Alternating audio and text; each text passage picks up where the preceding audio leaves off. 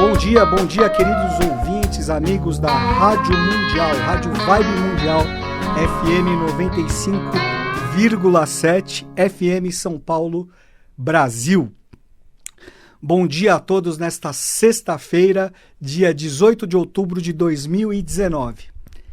Eu sou João Paulo Miranda e este é o seu programa, o nosso programa Semente Abstrata. Ademir Serafim, nosso querido companheiro de programa, não pôde estar presente hoje, não conseguiu chegar ainda, aquelas questões ligadas aos compromissos de trabalho dele. Eu acabei de falar com ele e ele manda um grande beijo, um grande abraço a vocês todos. E se Deus quiser, na semana que vem ele vai estar aqui de novo com a gente. Tá bom, pessoal? Lembrando, se vocês quiserem entrar em contato com o Semente Abstrata, mandando críticas, sugestões de temas, quiser bater um papo conosco, será o maior prazer.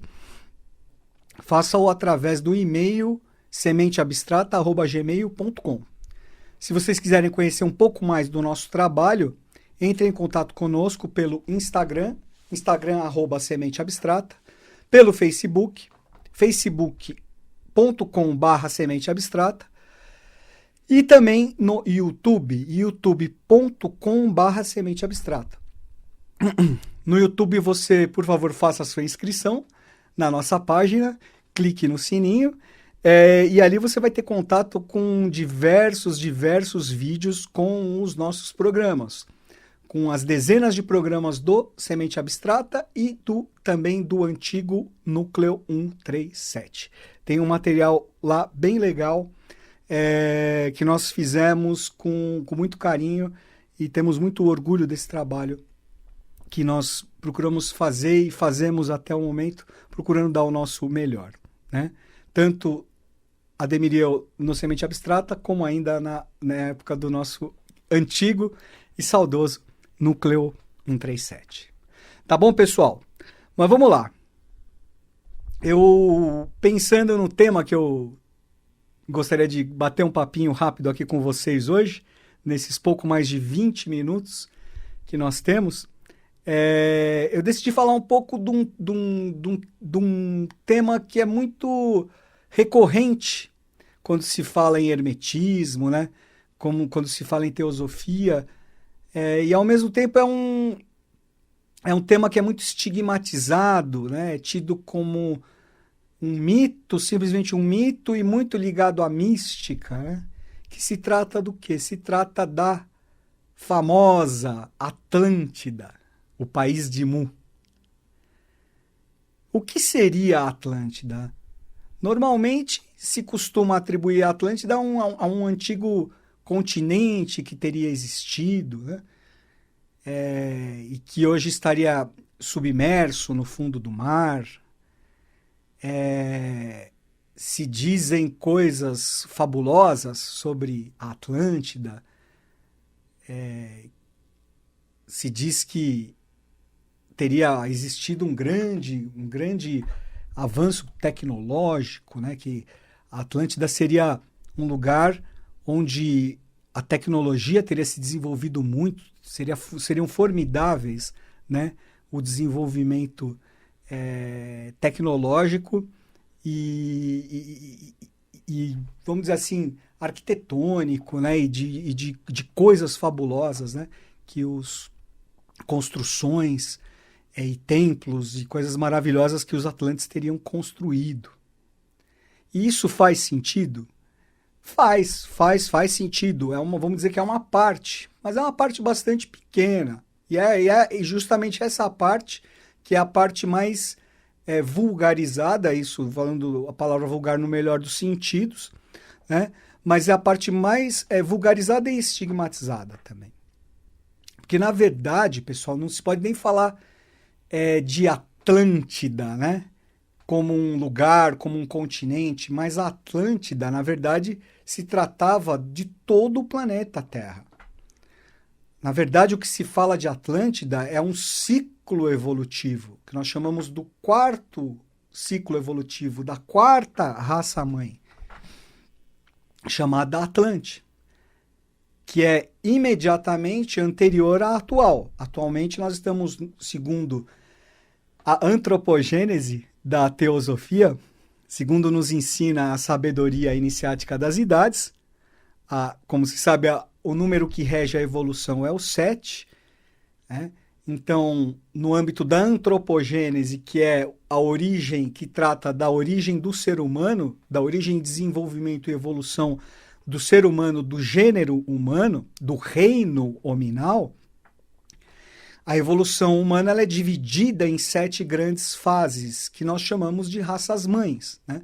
Atualmente, nós estamos na 5ª fase, no 5º ciclo, na 5ª raça-mãe, que nós chamamos de raça ária, né? Raça-mãe ária. A 4ª raça-mãe Atlante foi a imediatamente anterior à nossa atual. Então, os Atlantes são nossos antepassados. É correto dizer isso? Sim, com certeza, né? Com certeza. Mas não especificamente com uma questão étnica, racial, não, ou meramente genética, não. É muito mais do que isso. É um estado de consciência, vamos dizer assim. Então, a Atlântida, como eu falei, ela se tratou, na verdade, de um grande ciclo que perdurou durante milhões de anos, centenas de milhares de anos, para se desenvolver, para evoluir, para cair em decadência, né? E ir criando as bases para uma nova experiência evolutiva, que é a nossa atual, né? A 5ª raça-mãe área, que nós teremos oportunidade de falar futuramente aqui no nosso programa. Mas especificamente com relação à 4ª raça-mãe Atlante, também conhecida, né, como país de Mu, vocês veem que até essa conotação que se fala nos anais herméticos, nos anais teosóficos, se refere à Atlântida como país de Mu, né? Mas é isso, o país de Mu ele englobava todo o globo terrestre, né? Toda a Terra era a Atlântida. O período em que perdurou, né, esse grande ciclo Atlante, existiram diversos continentes que foram sofrendo com o decorrer dos anos, né, dos milhares de anos de evolução, eles foram sofrendo alterações de acordo com cataclismos que iam ocorrendo. Vocês se lembram que existem muitas referências à Atlântida que falam que a Atlântida terminou num dilúvio, né? E isso tem fundamento, tem sentido? Tem. Nós vamos falar daqui a pouquinho. Relacionado ao mistério lá de Poseidones. Mas se costuma pensar que ocorreu simplesmente esse dilúvio e que esse dilúvio provocou o fim do que teria sido a Atlântida, né? E isso não é verdade, né? Foi simplesmente um dos cataclismos, esse referente a Poseidones. Foram ocorrendo mudanças geológicas na face da Terra no decorrer de milhares de anos, tanto por questões relacionadas à própria evolução do planeta Terra. Nós lembramos que o planeta Terra é um ser vivo e que está em evolução, por isso que ainda ocorrem abalos sísmicos, terremotos, maremotos, tsunamis, etc. Mas também houve cataclismos durante o ciclo Atlante que foram decorrência de causas, vamos dizer assim, ligadas ao princípio hermético da lei da causa e efeito, né? Ao princípio hermético da causa e efeito, né? Nós vamos à lei do karma, né? Como retornos kármicos, ligados ainda a questões, a pendências relacionadas ao período evolutivo anterior ao 4º Atlante, que nós chamamos de 3ª raça-mãe lemuriana. Também teremos oportunidade de falar um pouquinho sobre a 3ª raça-mãe lemuriana em futuros programas, tá? Então, mas houve esses cataclismos decorrentes de questões meramente ligadas à lei da causa e efeito, a questões kármicas, a decorrências, tanto de questões ligadas à Lemúria, a 3ª raça-mãe lemuriana, como também, né, de questões complicadas que aconteceram no decorrer da evolução do ciclo da 4ª raça-mãe Atlante, tá? E que acabaram aí com esse último dilúvio, né? Que ainda nós temos muita referência com relação a isso, principalmente, né, na própria Bíblia, né, quando se fala lá a questão aquele episódio relacionado à Arca de Noé, né, do grande dilúvio. Esse episódio está relacionado aos cataclismos que ocorreram durante o ciclo de evolução Atlante, né, e que culminaram com o fim desse grande dilúvio que aconteceu há cerca de 11.500 anos, que vamos dizer assim, que foi o final, que foi o cataclismo derradeiro que pôs fim definitivamente a esse grande período Atlante, que foi o afundamento da ilha de Poseidones, né? Então, no começo da raça-mãe Atlante, a Atlântida, né, ocupava o espaço de todos os continentes existentes na Terra, que foram sofrendo alterações durante esses milhares de anos, e no fim, vamos dizer assim, o último reduto tipicamente Atlante foi a ilha de Poseidones, que era localizada no meio do Oceano Atlântico, entre a Europa e a África pelo leste e as Américas pelo lado oeste. Era uma grande ilha-continente. Você fala assim que era uma ilha, mas na verdade era um continente imenso, imenso. E houve esse grande último cataclismo Atlante, em 9.564 a.C. Isso provocou o afundamento praticamente imediato dessa grande ilha-continente, e que hoje sobraram existem remanescentes do que foi esse grande continente, que são as próprias ilhas que existem ali que chamam Antilhas, né? Lembrando que a Atlântida, a gente pode falar, as Antilhas vem de Atlantilhas, né? O nome Oceano Atlântico também está relacionado, claro, à existência desse último continente, ilha-continente Atlante, no meio de onde hoje é o Oceano Atlântico, e também aquelas ilhas que existem ali no hemisfério norte, né? Por exemplo, a ilha de Açores, aquele arquipélago português, é um território tipicamente Atlante, né? É um pedacinho que ficou ainda da ilha de Poseidones, certo? Com relação ao apogeu tecnológico, é correto falar que existia um grande apogeu tecnológico durante o período Atlante? Sim, sim, muito maior do que no período atual. Durante a quarta raça-mãe Atlante, a humanidade tinha acesso a um conhecimento científico e tecnológico muito maior do que o que nós temos hoje em dia. Muito maior. Tanto que esse conhecimento proporcionou, por exemplo, a construção daquelas grandes estruturas que existem até hoje, né? As próprias pirâmides do Egito, esses monumentos incríveis, maravilhosos que existem aqui nas Américas, né? No México, no Peru, na Guatemala, né? Relacionado a civilizações que são remanescentes dos Atlantes, que são os astecas, os maias, os incas, certo? E também esses monumentos, né, que sobraram, que nós ainda temos hoje, nós podemos dizer que não é nada comparado com o que foi a realidade Atlante no seu apogeu. Nós temos que levar em consideração que o apogeu da raça-mãe Atlante ocorreu há mais ou menos 200 mil anos, né? 200 mil, não mais de 200 mil, ocorreu durante 200 mil anos, há mais de 200 mil anos, há bem mais de 200 mil anos. O apogeu, isso está falando do apogeu do ciclo Atlante. Além desse grande avanço tecnológico, se pode dizer que existiu durante certo período, certa fração da raça-mãe Atlante, o que nós chamamos de sinarquia na face da Terra. Então, as relações políticas, sociais e econômicas eram absolutamente equilibradas. Os seres humanos eram frugívoros, né? Se diz também que o clima no planeta Terra era sempre o mesmo, né? Era uma eterna primavera. O eixo do planeta Terra ainda não estava inclinado a 23 graus, como está atualmente, né? Esse fenômeno provocando até o fenômeno das 4 estações do ano.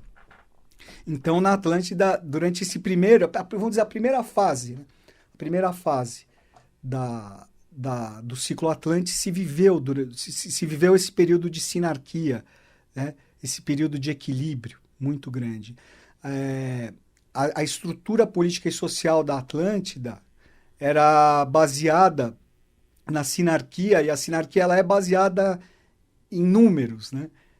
E lembra que o número da evolução, o número que rege a evolução é o número 7.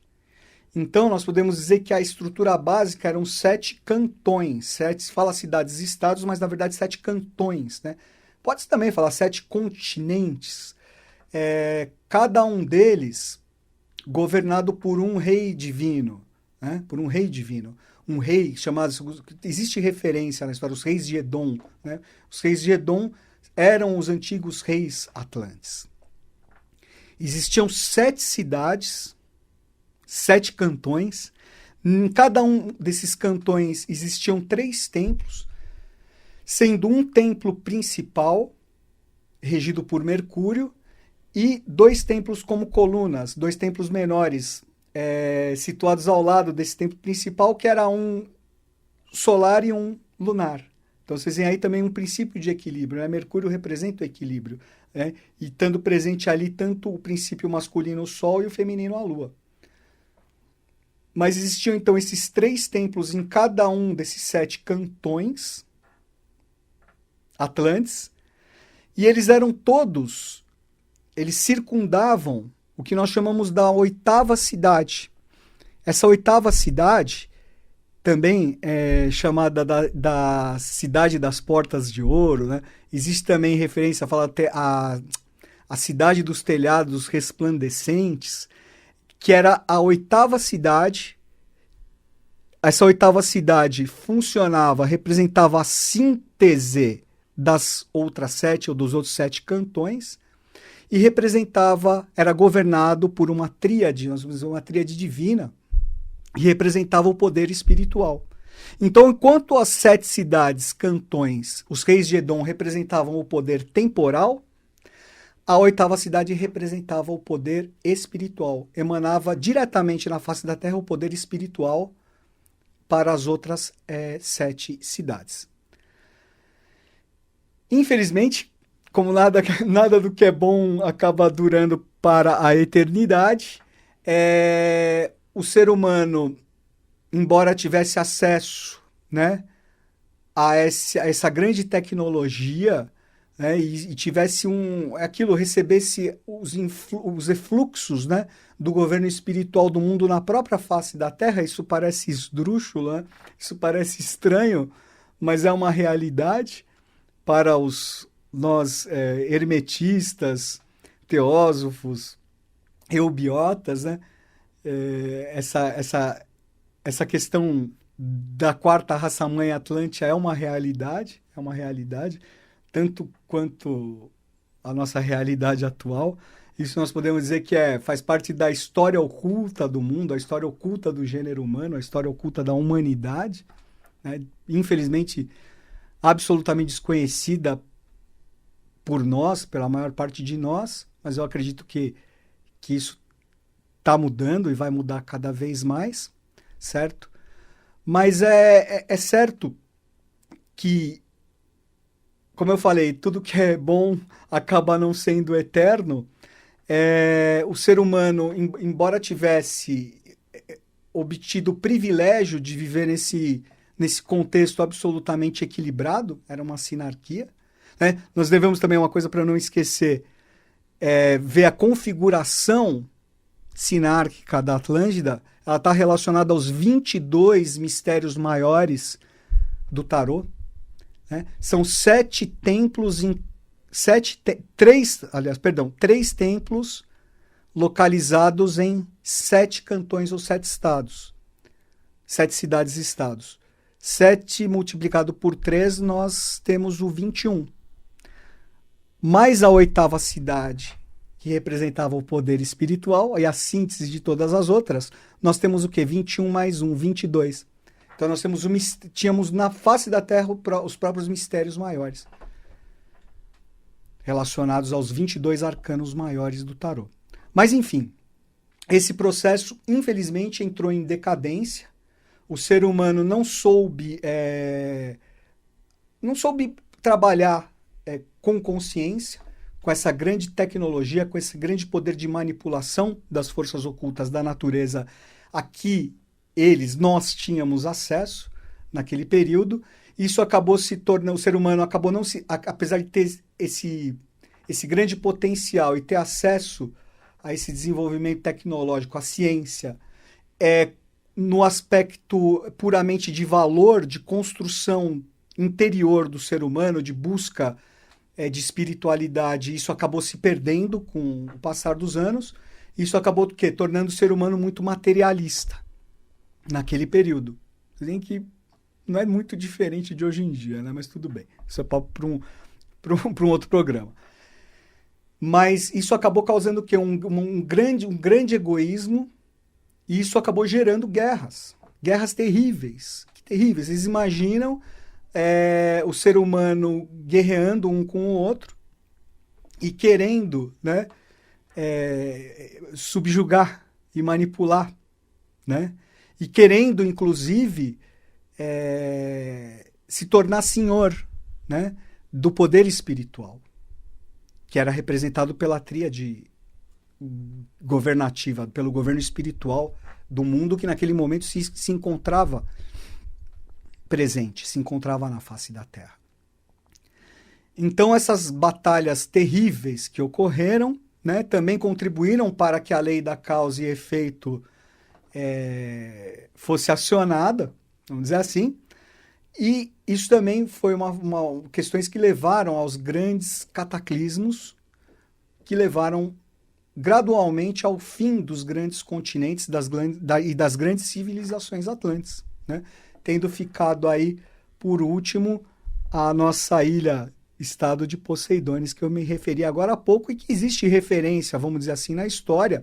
Existe referência tanto na mitologia, quem tiver interesse em se aprofundar, e também o filósofo Platão, numa das suas obras, Os Diálogos, Timeu e Critias, ele faz uma grande referência à Atlântida, né? Aí está falando especificamente de Poseidones, mas está valendo, ele fala bastante dessa estrutura, né?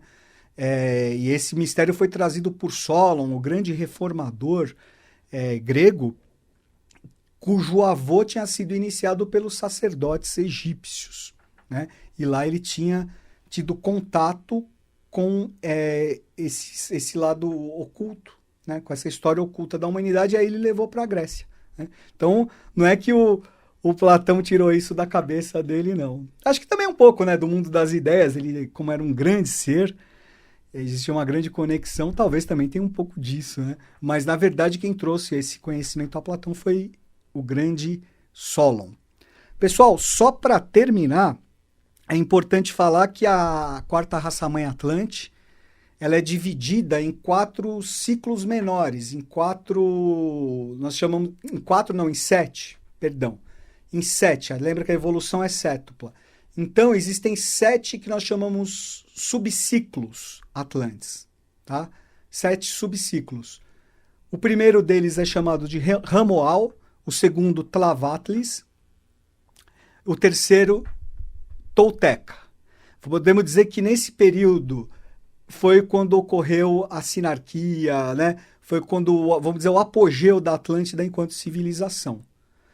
O quarto período, né, que nós podemos chamar também de sub-raça, mas não tem nenhuma conotação no contexto que nós conhecemos, né, étnico, né, não tem nada a ver, mas nesse quarto subciclo, né, é chamado de Turânio, onde ocorreu o maior ápice tecnológico e onde também nesse período começou a ocorrer também esse maior materialismo, esse maior egoísmo que acabou levando a essas guerras, esses conflitos, essas coisas terríveis que aconteceram e que acabaram selando de forma trágica o fim desse grande ciclo atlântico. Turânios, o quarto subciclo, o quinto subciclo Semitas, o sexto subciclo Acádios e o sétimo subciclo Mongóis, né, mongólico. Então, pessoal, é isso. Eu diria que teria bastante coisa ainda para falar sobre o quarto período Atlante, a quarta raça-mãe Atlante. Mas acredito que em 25 minutos deu para dar um panorama geral. Espero que tenha despertado um pouco mais da curiosidade de todos vocês. Realmente um estudo fascinante, o estudo da antropogênese.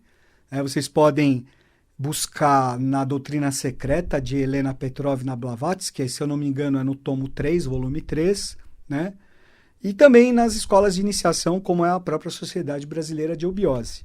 Na eubiose, por exemplo, no Peregrino, nós já estudamos a antropogênese, então nós já entramos aqui com bastante mais detalhe, né? Bem mais aprofundado essas questões aqui, ligadas inclusive à quarta raça-mãe Atlante. Pessoal, nosso tempo se esgotou. Eu deixo um beijo para todos, um abraço e desejo uma ótima semana. Até lá!